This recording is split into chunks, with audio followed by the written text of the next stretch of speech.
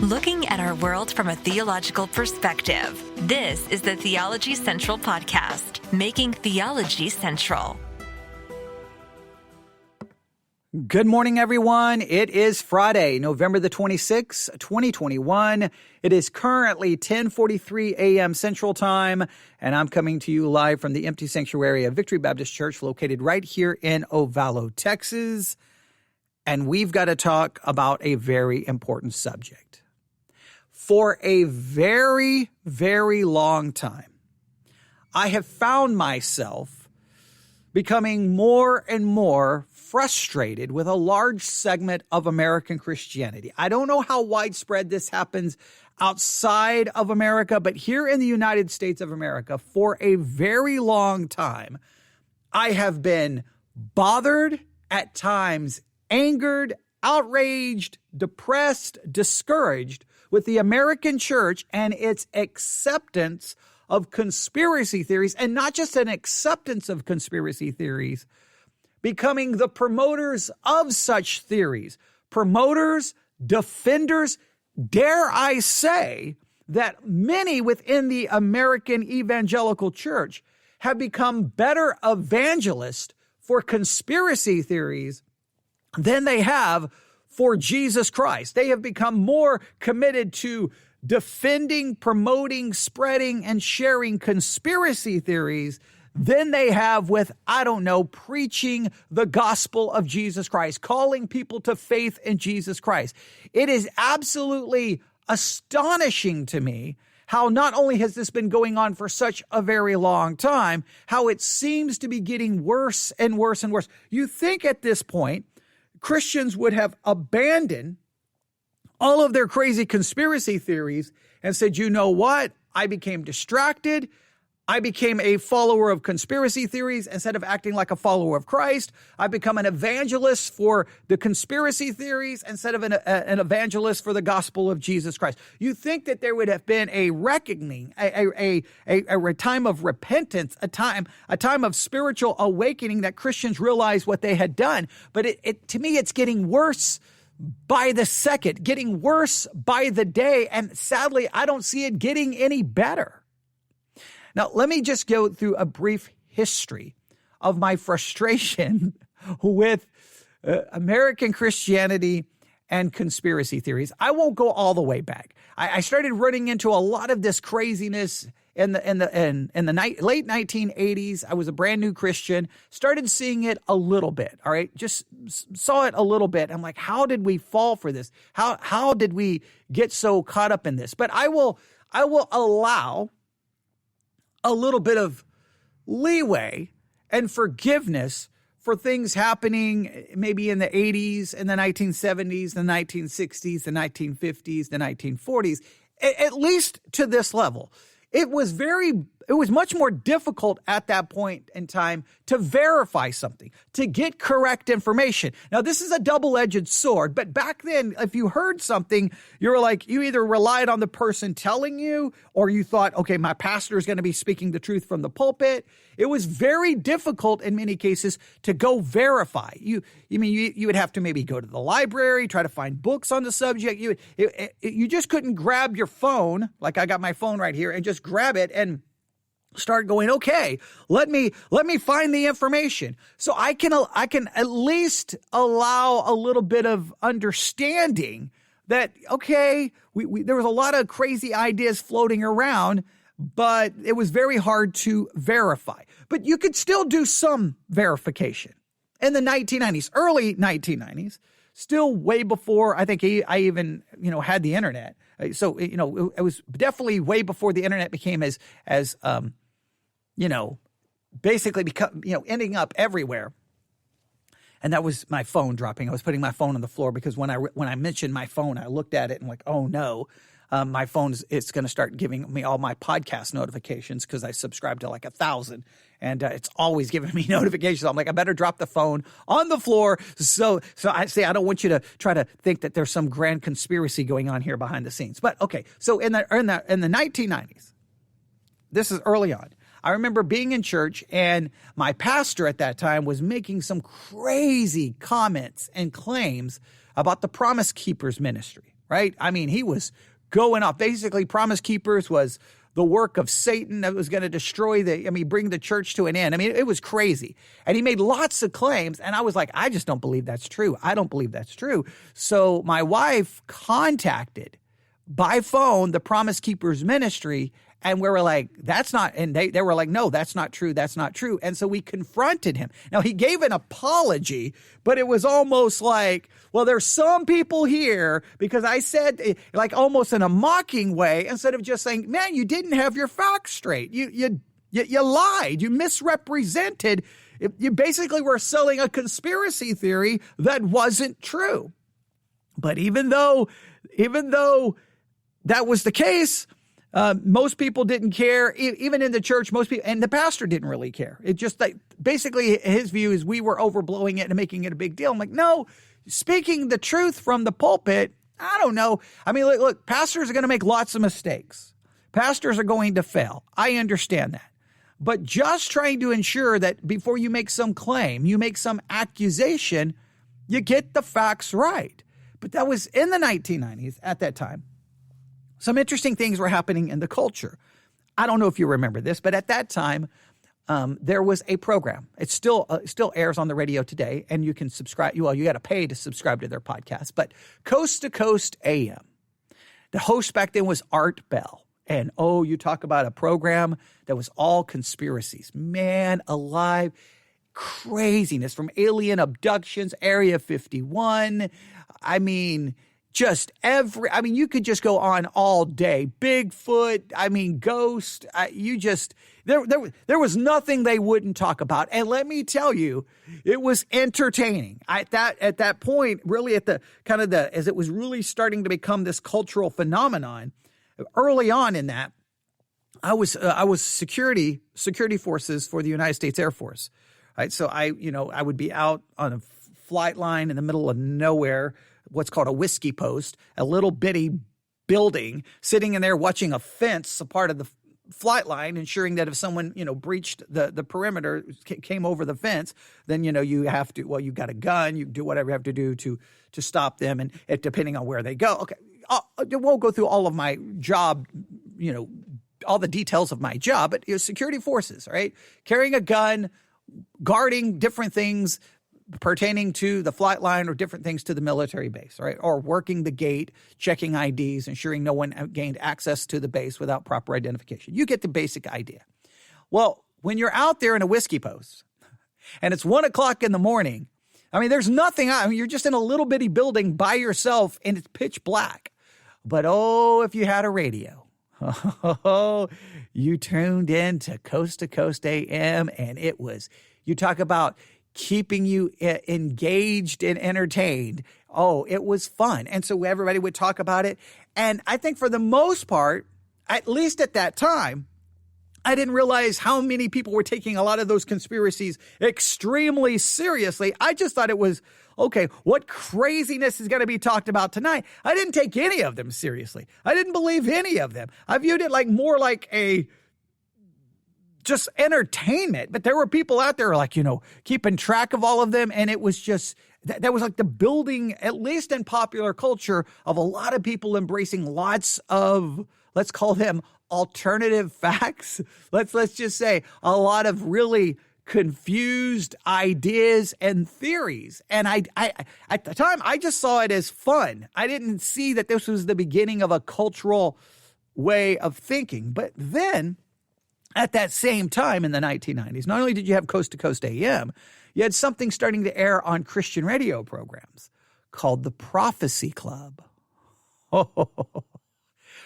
If Coast to Coast AM was crazy, well, Prophecy Club was frightening. And the reason is Coast to Coast AM, that's a secular radio program.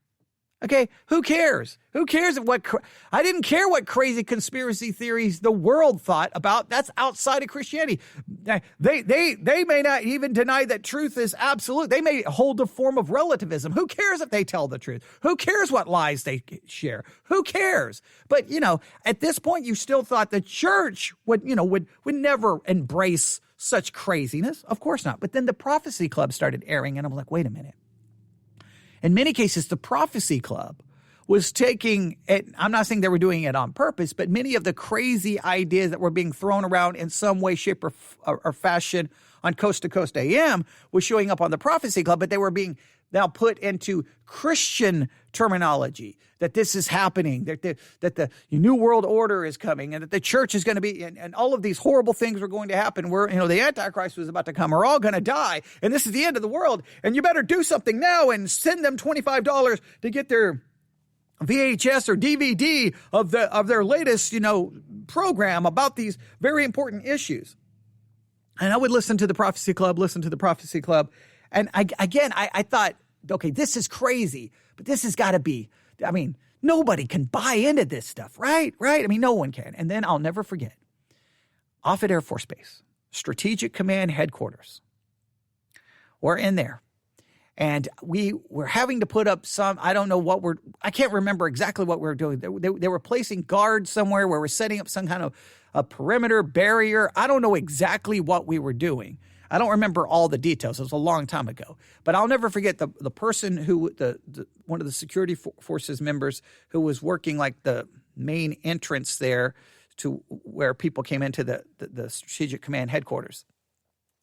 He said, he looked at me, and he knew that I professed to be a Christian, and I didn't know a lot, like we weren't like best friends or anything, but we had we'd run into each other and work together enough that he had a basic idea that I claimed to be a Christian.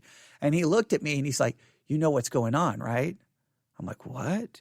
And then he starts going like full blown, like the Antichrist. It was like straight word for word from the Prophecy Club. And I was like, wait a minute, here's a fellow believer who has so bought into all of this. How is this happening? But I still didn't think it could become that widespread. So now we jump to the 2000s, right? The 2000s. And I start a podcast, way even before they were called podcasts. I'm basically doing like a recorded radio program, the best way you could do it, where I'm looking at what's happening in the world from a Christian perspective, talking about the news.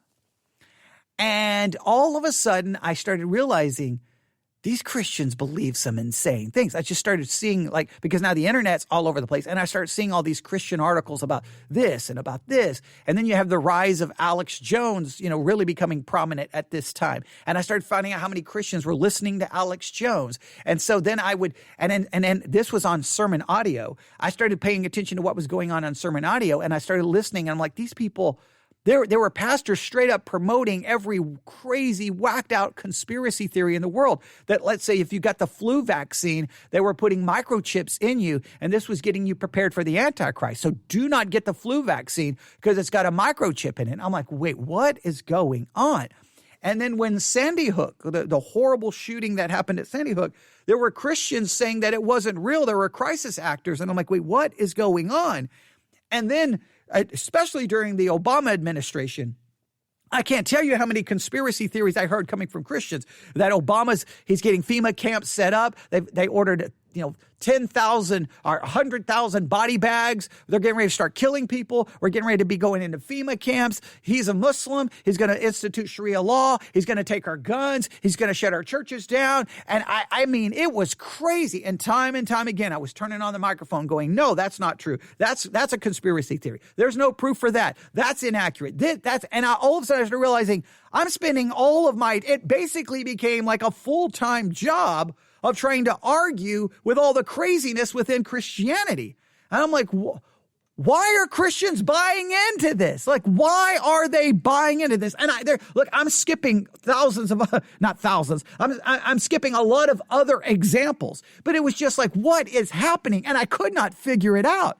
And just baffled by it. And then you jump up to 2015, you get going into the Trump administration. And it was like, the conspiracy theories just kept getting bigger and bigger. And then you have the rise of QAnon, and it's just craziness. And then again, involving the evangelical Christian world, just saying absolutely insane things. And then when the pandemic began, the conspiracy theories were everywhere. And I've constantly been fighting against it. And let me make it very clear. My fighting against it I'm fighting against conspiracy theories, not outside the church, but inside the church. I don't care if the world buys into 9 billion conspiracy theories. They need salvation. They don't need their conspiracy theories fixed. They need salvation. That's my concern. They don't have any concept of absolute truth. They're doing whatever is right in their own eyes. But once it comes inside the church, there's a basic principle. There's some basic principles that Scripture gives us. Put away lying and speak the truth to everyone. That's like a basic principle there in the New Testament. The Old Testament tells you do not bear false witness against other individuals. So I don't care how much you may hated Obama being in the White House, you had no right to bear false witness and make up lies about him. I don't care how much you may hate the Biden administration. You have no right biblically to make up lies and share false information about him. That is wrong. Speak the truth, put away lying, do not bear false witness. These are like basic Christianity 101. But for some reason, the church seems to have so much trouble with those basic concepts and not only traffic in conspiracy theories, they jump into the ocean of conspiracy theories and bathe in them, drink them, bottle them up, and share them, and become evangelists for the latest conspiracy theory. And I know that's a quick overview of all of my different times of being involved with it. But I mean, there's so many different stories I could tell you. But it's just been a crazy journey, and I've never understood it. Like, why? Why does the church do this? Why does the church do this? Now, I'm going to throw out a hypothesis here. I'm going to throw out a theory here, right? Not proven. See, it's one thing to say, I have a theory, but it's not, I don't have any proof. That's one thing. But when you put forth a theory as fact, that's not true. Now you're getting into lying. So here is my hypothesis, my theory. And I don't have this completely worked out yet, but I'll explain how I got to this. I'm going to give you the theory and then try to take you through how I ended up here. It's really weird. What happened was, I'll tell you what happened and then I'll give you my theory, all right? I was listening, I don't know when it was. I was listening to a podcast. I don't know what time it was, where I was. And I was like, wait, this is interesting. And then all of a sudden it clicked. Wait, there was just a study released that I think relates to this. And so I'm going to put two different things together, and you can tell me what you think. Here is my theory. Here's my hypothesis. Is it possible that the church's rejection, I'm going to call it a full-blown rejection of the sovereignty of God, is that the ultimate reason the church has embraced so many conspiracy theories? Is the rejection of God's sovereignty the soil in which conspiracy theories are planted? Now, you may not know, you may not understand this. Just stay with me. And when I say the rejection of God's sovereignty, many Christians will say, "Oh, I believe in God's sovereignty," and then you keep waiting and you wait for the but, and then when they start talking, you're like, "Oh, no, you don't really believe God is all sovereign. You don't believe God works all things according to His good pleasure, His counsel, and His will. You don't really believe that." Because even when they handle certain biblical stories, they have a way to almost remove God from the story, and because they are rejecting God's sovereignty, because to acknowledge God's sovereignty over and in everything, and that God works all things out for His purpose and His will, and that we have God's providence and God's eternal decrees. When you start rejecting that, or you don't have a good theological foundation, I think that makes you vulnerable. That becomes the soil which you will plant conspiracy theories for an explanation to what may seem confusing and fearful. I think people turn to conspiracy theories because they've rejected the sovereignty of God. I think there's at least some truth to this. I cannot be dogmatic, but I will explain how we got there. So here's what we're going to do. We're going to go to a podcast. This episode aired, I guess it dropped yesterday. I got the notification again sometime last night. And I started listening. I'm like, wait. All right, they're talking about conspiracy theories, specifically medical conspiracy theories, which is very relevant to the whole COVID situation.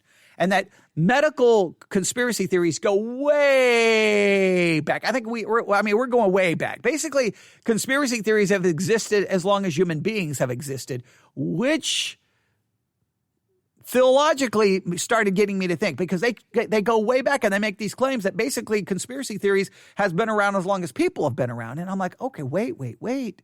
I think I know what's going on here. So we're going to listen to this. They're looking at it just purely from a historical, secular perspective. Of course, everything I listen to from a theological perspective. That's probably why I'm a host of a podcast called Theology Central, because I want to make theology central. So we're going to listen to this, and then once we get their basic premise down, we'll stop this, and then we'll go to this article, and we'll put the two together, and hopefully by the time we're done, you're going to go, oh, wow, never thought of that. Or by the time we're done, you may go, wow, you're a complete idiot. Someone needs to come up there and take your microphone from you. And I know some of you may already think that someone needs to come and take my microphone away from me, but you're going to have to pry it out of my dead hands. Okay. All right. I'm joking, but you may not see this as a wow, some kind of revelation, some kind of epiphany. You may not see it, but I think there's something here to think about. And I'm going to say it again. I think the rise of conspiracy theories within the church happened as a result of the rejection of a true theological understanding of God's sovereignty. I could be wrong, but hey, if I'm just going to, we've got to be willing to ask questions and put forth ideas to really advance in our understanding, because someone's got to explain what in the world's going on in the church, right?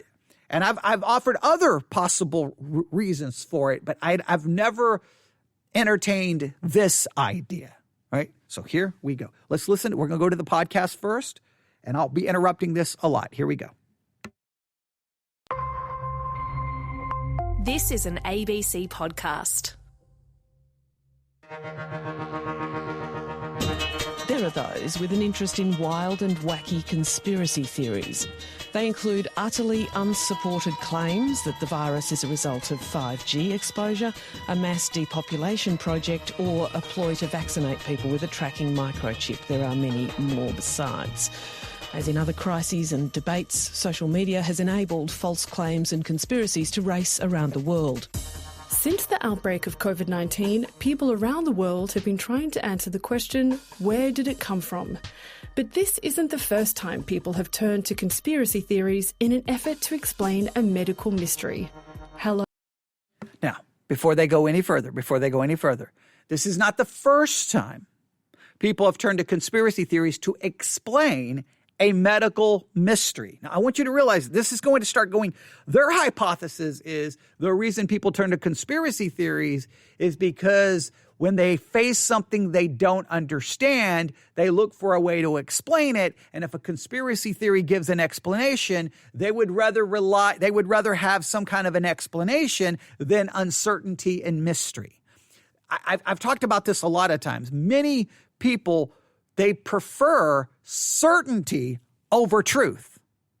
Some people prefer certainty over truth. They want certainty. They don't want questions. They don't want doubt. They don't want confusion. That's why some people hate the way I preach, is because I will ask questions almost in order to create confusion and doubt to try to figure out the truth. But no, just give me certainty. Give me 3 points. Give me an answer. And when people throughout history have been confronted with, well, that doesn't make any sense, I don't understand it, but conspiracy theory, we've got it all figured out. We know exactly why. We know exactly how come. And what's so depressing is some of those conspiracy theories that they were talking about COVID and 5G and microchips.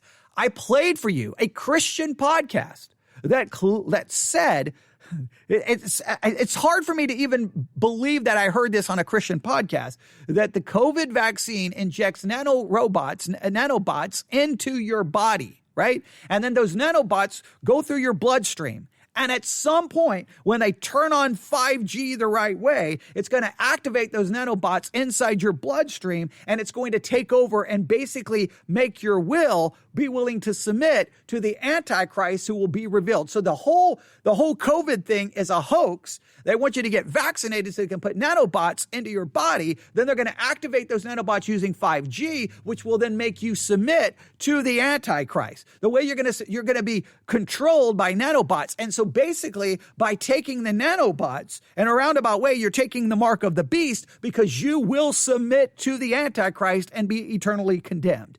Literally, I heard this on a Christian podcast. Absolutely the most insane thing I've ever heard. And that's just the beginning of the craziness that they go on there. That's literally, like, how can that be spoken by anyone who claims to be a follower of Christ? How could anyone get so far down the rabbit hole that that's where they are? No, and they will offer very little proof, or proof that's highly suspected, or in many cases, just absolute lies to try to promote their theory. And you're like, wait a minute, you're a Christian. You're supposed to be committed to the truth, preach the truth, defend the truth, and you're not to bear false witness and make false accusations. Do you not have a conscience? Are you not grieved by what you are doing? But no. They will double down, triple down if you call them into question. Now, look. There's people out there running around who are not Christians, like, COVID vaccine. It's gonna put something in you that's gonna be controlled by 5G, and it's got a microchip. I don't care what the world's saying. Again, I don't care if it's on Coast to Coast AM. I care about when it's on your local Christian radio station, or if it's on a Christian podcast, or even worse, being preached from the pulpit of your church, or it's being spread in small groups within your church. Then it becomes a church problem. It becomes a theological problem, and the church has to address this. So this is a secular podcast, and they're acknowledging all of these crazy conspiracy theories, but their claim is the reason people turn to them is they will, in a sense, remove uncertainty with conspiracy, because they need an answer. Already right there, you should see where this is going theologically. You should see where this is going. My theory, I think, now starts making a little sense. We should never have to replace uncertainty with a conspiracy, because we don't have uncertainty, because we know all things happen according to God's sovereign will, his sovereign plan, according to his eternal decrees being worked out through his divine providence. But how many churches do not have in their doctrinal statement something that sounds like the London Baptist Confession of Faith or the Westminster Confession of Faith in their sections on God's providence or his eternal decrees? And in many churches that may have that in their doctrinal statements, the people, when they start talking about what's going on in the world, don't sound like people who've been, in a sense, taught doctrinal truth about God's sovereignty. They sound like that they're just like the other people in the world. And that's where the church has got it all wrong. But let's continue through this. Hello, I'm Zoe Ferguson, and in this program, we'll be looking at the history of various health and disease-related conspiracy theories and what connects them through the ages. So what exactly is a conspiracy theory? A conspiracy theory is a theory in which a small group of powerful people are working in secret for their own benefit and against the common good.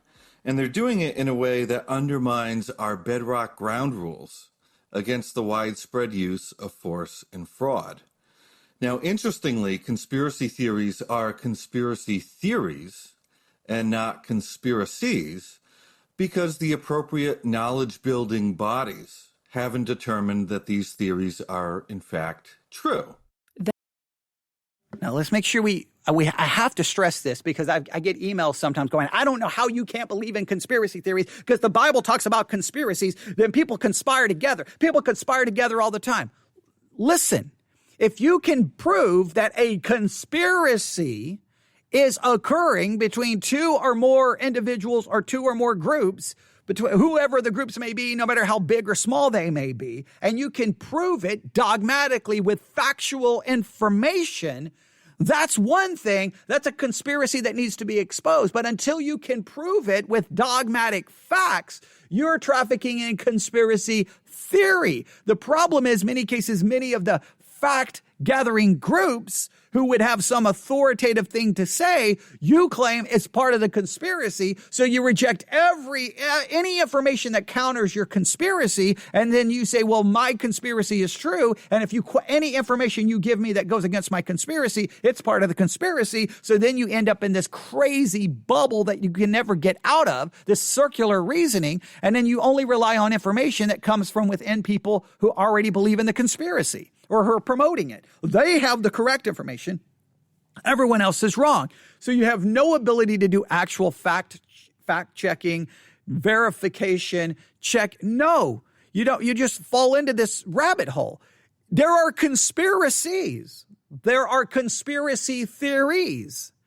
If you don't have facts, and you've got to make sure you check facts and verify, getting from multiple sources, you got to be able to verify something. If you can't, all you're doing is trafficking in a theory. So then it becomes a very important theological question. Should a Christian run around promoting trafficking in theory when what the world needs is not theories? What they need is the gospel of Jesus Christ and the fact of the incarnation of the eternal Son of God who came to die to save people from their sins. That's not a theory, that's a fact. What should we not be trafficking and preaching fact, not theories? The world doesn't need more theories, they need truth. But see, what happens is whenever you criticize something like, oh, you're going to call it a conspiracy, that they think that anytime you criticize something and call it a conspiracy theory, it's just because you reject it. It's like, no, because there's no evidence promoting your nonsense. Or you've put forth ideas where there's gobs of other information to call it into question. And as soon as I get certain emails, I know, like they'll make like 500 accusations. And I'll be like, do I even engage in this? Because as soon as I send any information that doesn't agree with them, they're like, I reject your information. I reject it. It's wrong. It's wrong. My information is right. Your information is wrong. Like, well, wait a minute. If we've got contradictory information, shouldn't we continue to gather information and see if we can get a consensus? They don't want a consensus. They've got their conspiracy theory, and now they believe that to be a fact. So I just want you to see that there are conspiracies. If proven, they need to be exposed. But if it's a theory and you're just trafficking in unproven theories that you may never even be able to prove, is that what you should be doing as a Christian, or is that nothing more than a distraction? And actually, when you're running around defending and promoting conspiracy theories, guess what you're not doing? You're not preaching and teaching Christ. And what does the world need? The Great Commission isn't to go forth and put forth your latest theory. It's to go forth and teach, baptize, and teach to obey. It's really not that complicated, but all right, let's continue. That's Joe Yuzinski. I am a professor of political science at the University of Miami. He's the co-author of American Conspiracy Theories and editor of Conspiracy Theories and the People Who Believe Them. There are numerous conspiracy theories about health, and they've been around for a long, long time. Particularly in the United States, there's always been this feeling that there are secret cures out there that are being hidden by either the government or by pharmaceutical companies. There are views that there are natural cures out there that are really cheap, but they're being hidden because the medical industry would much rather sell us much more toxic but also more expensive quote-unquote cures. Despite popular belief, conspiracy theories aren't new. They've been with us ever since humans started wondering about the world around them. But now, you can't. I'm going to get 900 emails going, no, there are cures out there. And okay, look, if you hold into any of these, I'm not here to argue about conspiracy theories as far as which ones you hold to and which ones you want to prove. I'm here to talk about why you hold to them and the origins of them. Please note what she just said there. The conspiracy theories have been around since basically people started wondering, human beings started wondering and asking questions about the world around them. So here's human beings They start looking at the world around them. They need to explain what they don't understand, so they turn to conspiracy theories. For a Christian, we never look at the world around us and go, I need to understand it, because we have at least a basic understanding that everything that happens around us comes from the sovereignty of God, which then changes our entire worldview. But if you reject the sovereignty of God, either in theory or in practice, then you become vulnerable to conspiracy theories.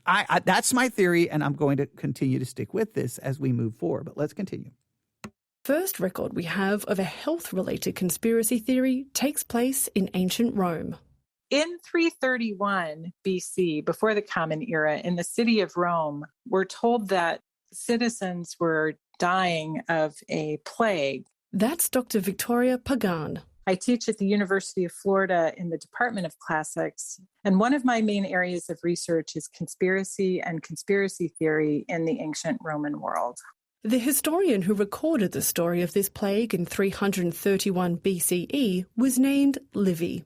He says that I'm about to tell you a terrible story. I wish it weren't true. This is the sort of thing that I really don't like to report. So you get this very reluctant sense from the historian about this plague. And leading citizens were dying, and they were showing symptoms of this same sort of problem, and they were dying, and they took it to be a plague until a slave woman came forward and said that she had information about why this was occurring. And she said that she knew that women of a class above her, not slave women, but women of a propertied class, were preparing poisons. And that if they would follow her, she could bring them to the women poisoners and bring this problem to light. And so the officials go with her. And she brings them to the women that she said were preparing the poisons. So 2 of the women said, no, these aren't poisons. These are actually very helpful remedies. There's no problem here. So the informant said that if they're so helpful, you should drink them. And when they drank them, they died. And they were then shown to be part of this ring of women that were preparing poisons. And according to our historian, there were about 170 women that were involved in this poisoning ring. So this should bring an end to the problem, and they were brought together and punished. But just to make sure, the Roman officials said, we need to take one more precaution, which is an old practice of what they call driving in the nail or affixing a nail. And this was a very ancient practice that was meant to ward off insanity and madness and derangement that would come over the people. So they elected, just for the moment, a dictator, because Rome didn't keep dictators around, but when they needed one, they elected one. So they elected a dictator to drive in the nail, and he drove in the nail. And that, according to Livy, is the end of the story. He drove in the nail, he gave up his dictatorship, and life went on as normal after that. And we can draw a thread from ancient Rome to today, and that's why conspiracy theories are created in the first place. At the root of any conspiracy theory is an absolute abhorrence of the possibility, even the remote possibility, that we are at the mercy of chance or of fate. And that sometimes bad things just happen. And that rather than understand it that way, we try to find reasons. So they're always driven by a deep desire to have a reason so that we can feel more in control of our circumstances. And so, okay, now I want you to hear that. That the driving force behind conspiracy theories is an absolute abhorrence of the idea that we are just victims of fate. That there's just fate out there and bad things just happen. No, bad things can't just happen. Someone's got to be responsible for it. Someone's got to be doing it. There's got to be a group. There's got to be it can't just be, no. There's got to be it can't just be a random school shooting. It has to be a school shooting being done as a false flag so that they can then take our guns. It can't just be a pandemic is happening and people are trying to come up with solutions to try to save lives. No. It's not a real pandemic. It's a fake pandemic, and they're doing it so they can shut down our churches, so that they can wipe Christianity out of the face of the earth. It can't be that just someone is a president. No. It's a president who is going to put us all in FEMA camps and kill us all. In other words, it can't be just a president is elected that we don't like. That president has to be elected that we don't like for evil reasons, and he's there to kill us. Everything has to be seen as for anything bad or anything that we don't like. It can't be because of fate. There's got to be a grand conspiracy behind it. Now, I can understand why the world would do this, right? They don't want to believe in fate. They're not going to turn to God, so they reject God. They reject fate. They've got to have an explanation. But why would Christians fall for this? I think it's going to come down to the rejection of God's sovereignty. You'll see that in a minute. I'm going to back that up one more time because this is so critical to my whole understanding here. All right, I'm going to go back. All right, here we go. Listen to this again. Fate. And that. Okay, I didn't go back far enough. All right. See, it's a conspiracy. It's not that I just didn't go back far enough and it just happened. No. It's a grand conspiracy. And Satan probably is trying to stop me from letting you hear this. Okay, well, we can get into that whole. Yeah, here we go. This should bring an end to the problem, and they were brought together and punished. But just to make sure, the Roman officials said, we need to take one more precaution, which is an old practice of what they call driving in the nail or affixing a nail. And this was a very ancient practice that was meant to ward off insanity and madness and derangement that would come over the people. So they elected, just for the moment, a dictator, because Rome didn't keep dictators around, but when they needed one, they elected one. So they elected a dictator to drive in the nail, and he drove in the nail. And that, according to Livy, is the end of the story. He drove in the nail, he gave up his dictatorship, and life went on as normal after that. And we can draw a thread from ancient Rome to today, and that's why conspiracy theories are created in the first place. At the root of any conspiracy theory is an absolute abhorrence of the possibility, even the remote possibility, that we are at the mercy of chance or of fate.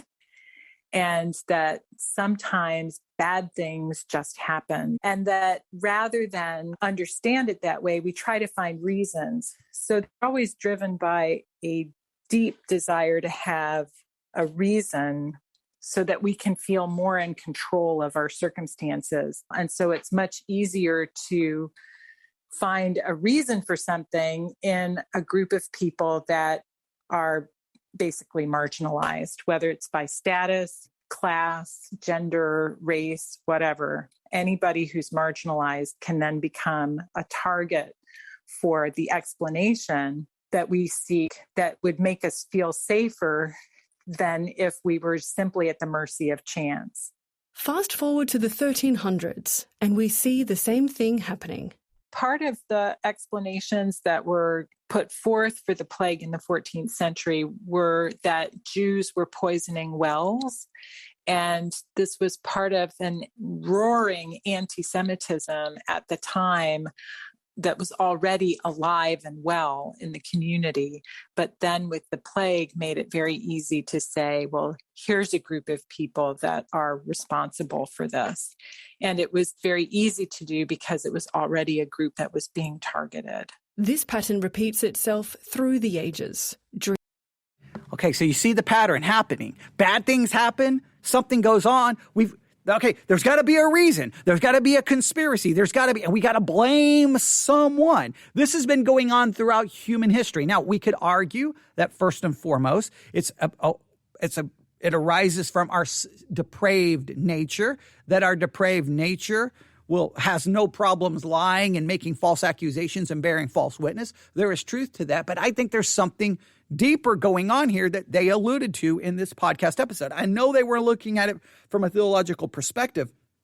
When you start mentioning fate and chance, well, now you're getting ready to cross over philosophically into a theological discussion, because as Christians, we don't believe in fate. We don't believe in chance. So because we don't believe in fate or chance, we believe that all things work together by God for God's purpose, right?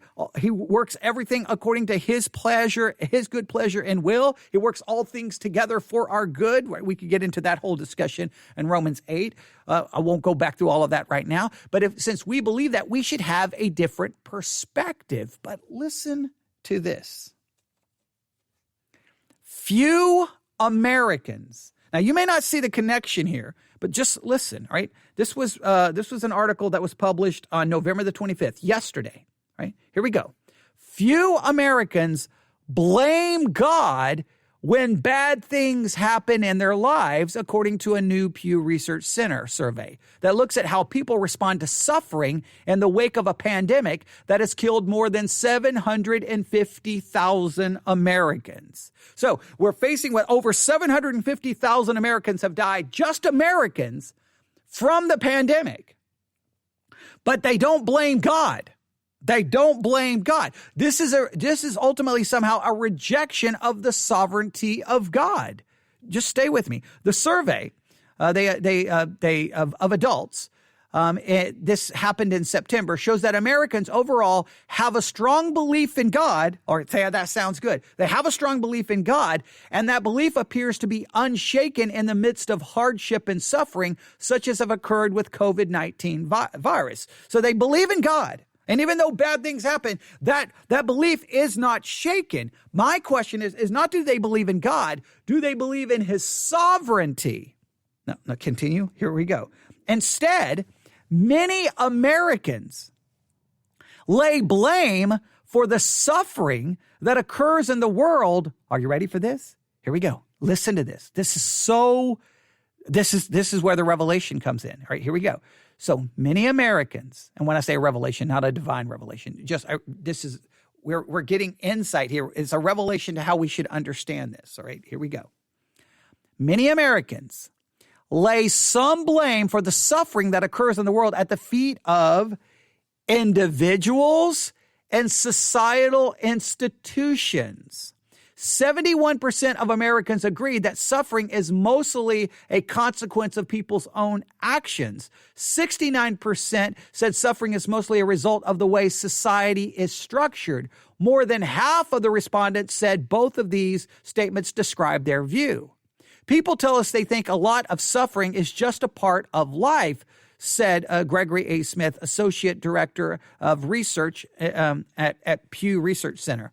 A lot of suffering is caused by people or systems people have created. Although questions about the source of suffering in the world are new to Pew, the center has previously polled Americans about belief in God, heaven, and hell. And those beliefs, 91% said they believe in God or in a higher power, 73% believe in heaven, 62% in hell, are remarkably consistent with past studies. 1/3 of the respondents also believe in reincarnation, and that too has remained stable over time. When they hear about terrible things happening to people, most Americans said they feel thankful for the good things in their own lives, and said for those who are suffering, 62%, 10% said they were happy for others suffering because they deserved it. Okay, that's kind of messed up. 1/4 of Americans said that when they hear about bad things happening to people, they often feel the need to tune out the news because it's just too much to take. But American views of God are largely forgiving. More than 70% of Americans said they rarely or never feel angry with God for allowing terrible things to happen to people. All right? And then, so they go on here and talk about it. They basically, the bottom line is, most of them, and I could go through most of them, God is not responsible. The bottom line is they don't see God as being responsible. They don't blame God. They're not bitter at God. That just somehow God is out of the picture. Now you may think that sounds good. You got to stay with me here. You may think that sounds good. You're like, well, great. They're not bitter at God. They don't blame God. That's awesome. But if they don't see God as being responsible, this creates the vacuum. Well, if God's not responsible, in other words, you're almost rejecting that God works all things out according to his good will and pleasure, then where do they start blaming? Individuals and institutions. This becomes the soil that's very fertile and ready for you to plant the conspiracy theory that looks for an understanding of what is going on. Well, this is happening because, again, and you just look at the way it works.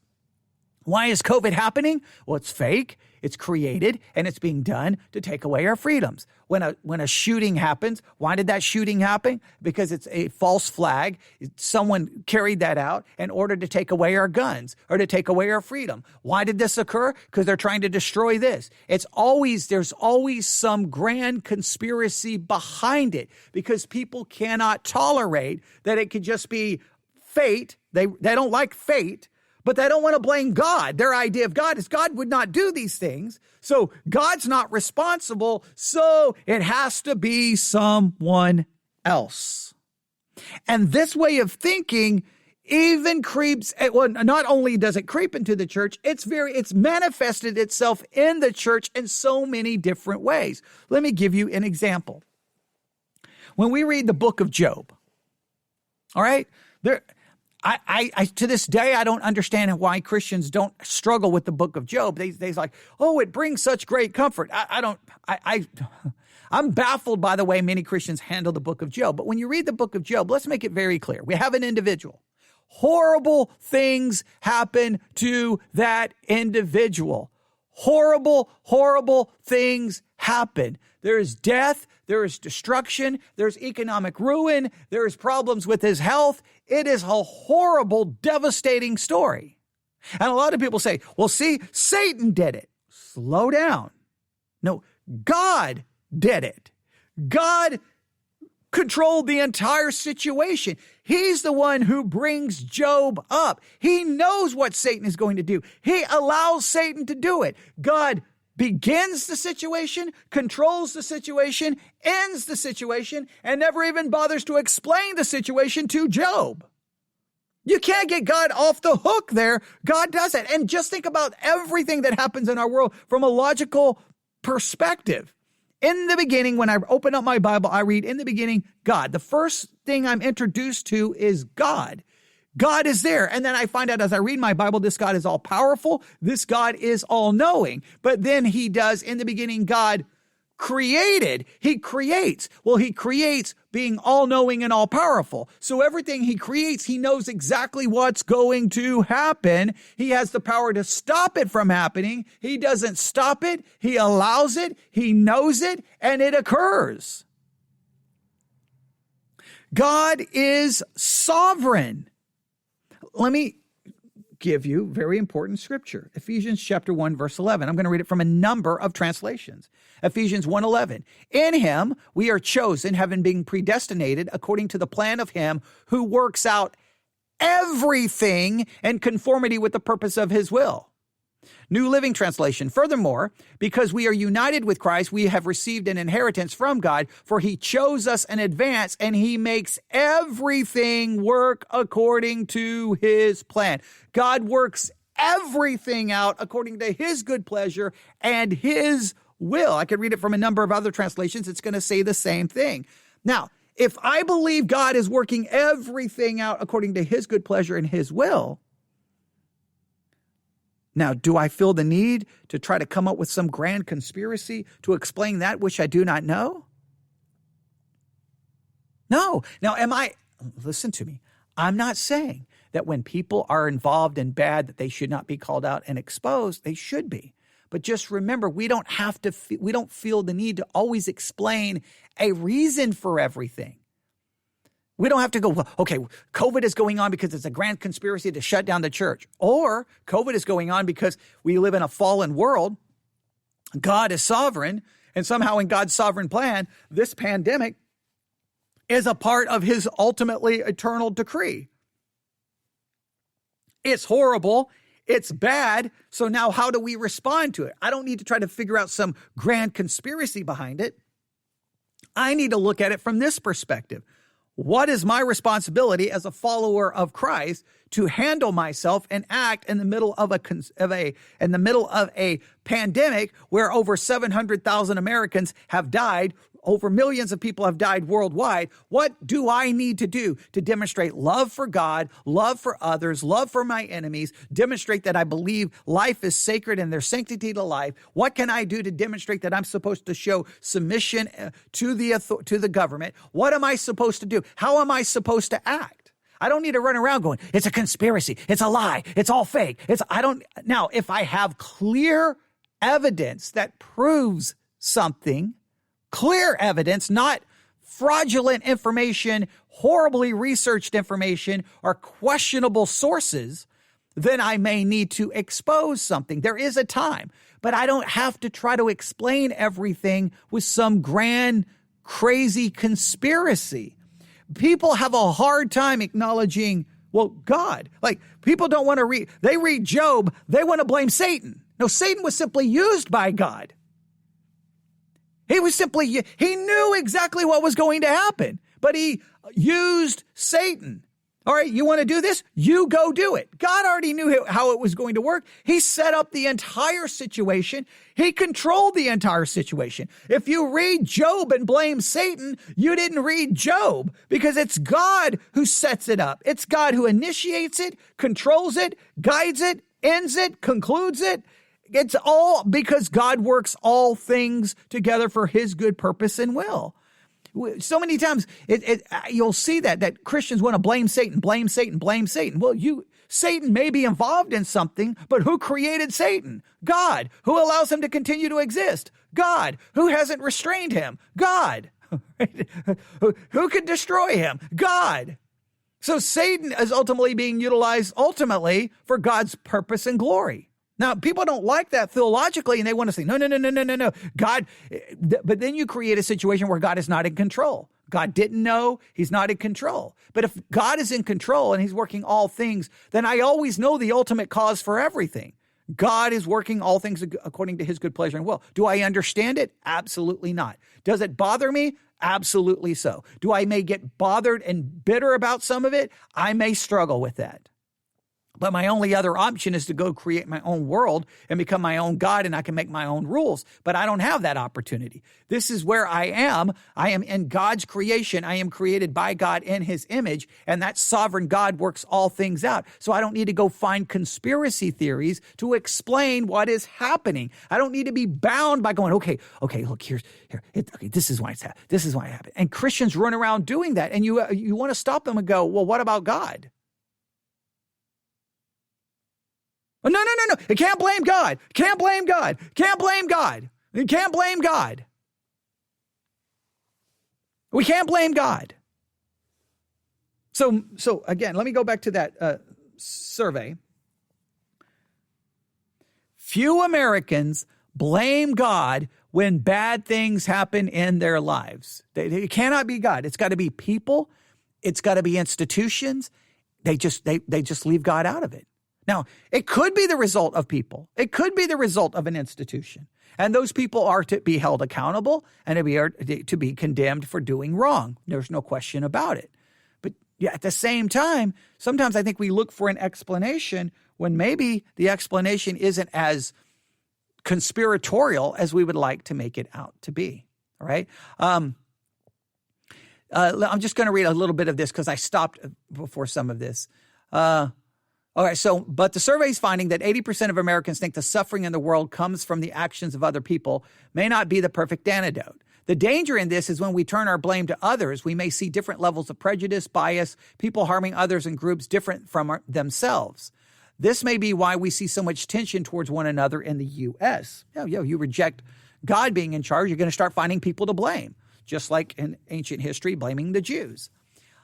Nazi Germany, blaming the Jews. Half of Americans, the survey found, endorse the idea that God chose not to stop the suffering in the world because it's a part of a larger plan.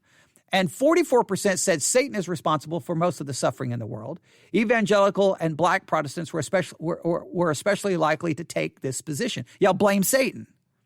Still, the survey is finding that 69% of Americans think suffering is mostly a result of the way society is structured. Now, according to this person, gave hope to theologian Emily M. Towns, dean of Vanderbilt University Divinity School.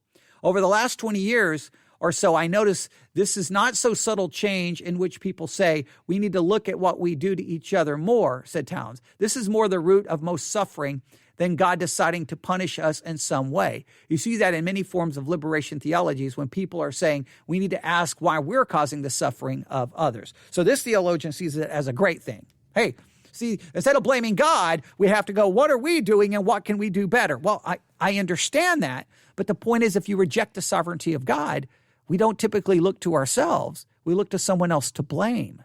So it's not as freeing. See, this theologian thinks, it's going to make people look to themselves and say, what are we doing to cause suffering? No. People don't look to themselves to go, what am I doing to cause suffering? They look to them and go, they're the ones causing it. They're the one. It's the elites. It's Bill Gates. It's Joe Biden. It's the Democrats. It's them. They're causing all of it. And then you have to go, but wait a minute, who put them in charge? God put them in charge. God gave them authority. See, when you look at it from a theological perspective of God's sovereignty, I don't need to come up with all of these crazy conspiracy theories because I've already got an ultimate reason for everything, God. Now, my question is, okay, I may not understand why God did this. I may not understand what am I to do in the midst of it. I don't need a conspiracy theory to explain it. I need to know what I need to do in the midst of it. Now, I'm not saying we don't pay attention and go, wait a minute. That's wrong over there. But we do so based off fact, not made up fiction, simply to give us some sense of certainty in the midst of uncertainty. We already have certainty. God works all things according to his counsel, his will, his pleasure. That's Christianity 101. Has the rejection of God's sovereignty theologically made the church vulnerable for conspiracy theories? I will say yes. Most of you will probably say no, but I am going to stick by that perspective as of now. I'm still thinking it through. I still got to process it all. But when I found that according to those who've studied conspiracy theories, they've dedicated their lives to studying ancient conspiracy theories, and that the origin of conspiracy theories is an abhorrence of believing that something is happening by fate, that just bad things happen. They can't tolerate that. Well, then I look at that, I move that over to the Christian world. Well, why are we looking for explanations when we already know the explanation? I know that raised lots of theological issues right there. That's going to be very unpopular. But I'll lay it before you, and I'll be more than happy to hear your thoughts and perspective. You can email me at newsif@yahoo.com, newsif@yahoo.com. All right, there. That I took longer than I wanted it to take, so I didn't get time to go through this, all of the statistics in this study. I didn't get a chance to go through all of them. But it's just interesting how many of the theologian in it thinks it's a good thing. Hey, they don't blame God. That's wonderful. So they'll take responsibility for themselves. No, they won't. They'll blame other people and come up with a conspiracy theory because they don't see God being directly involved in everything. But again, I tend to always find myself at odds with everyone. So, well, there you have it. newsif@yahoo.com. Can't wait to hear your thoughts and perspective on this very, I think, interesting conversation, and a very important one as we try to figure out why the church has been completely corrupted, co-opted, and hijacked by conspiratorial thinking. All right, I'll stop right there. Everyone have a great day. I'll be back on the air soon. God bless.